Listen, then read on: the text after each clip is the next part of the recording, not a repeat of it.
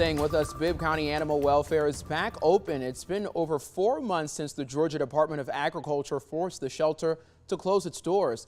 The department issued a stop order after an inspection found problems with overcrowding, cleanliness, and maintenance. At the time of that inspection, there were already 50 animals over capacity. Now the shelter has made some changes. Ashlyn Webb shares what the county had to do to open their doors back up. After an inspection this month, the Department of Agriculture says the shelter was up to par to reopen. This is the news that several shelter employees have been waiting for.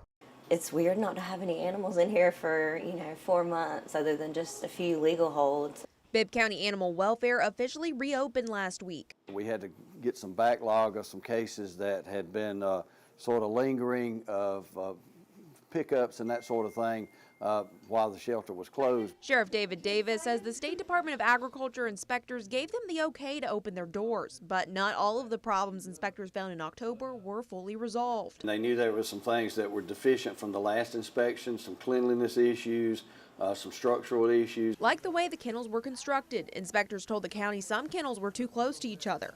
But an issue they don't have anymore, overcrowding. That's because for the last 4 months, no animals were going in and none were leaving. Davis says they still have to monitor how many animals they're taking in. We are under a very hard cap of population. Their capacity, 80 dogs and 40 cats. We got to watch how we do our pickups, when the animals are out stray on the street. He says they'll need the public's help, though. The rescues and volunteers to come in and adopt a pet, adopt a dog, adopt a cat. And who are you? Are you going with me? Come with me.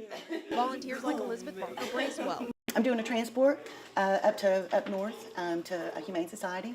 Freedom! On Wednesday, Want to go for a freedom ride?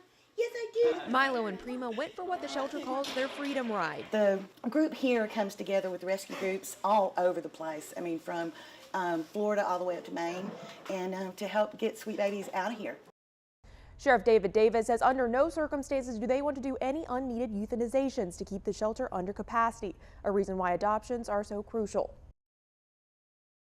Agreement with the Department of Agriculture, the county must stay under capacity for the next 3 years to keep their shelter license. Now, if you'd like to adopt a shelter pet, you can visit the county's animal welfare. That's off of Fulton Mill Road in Macon.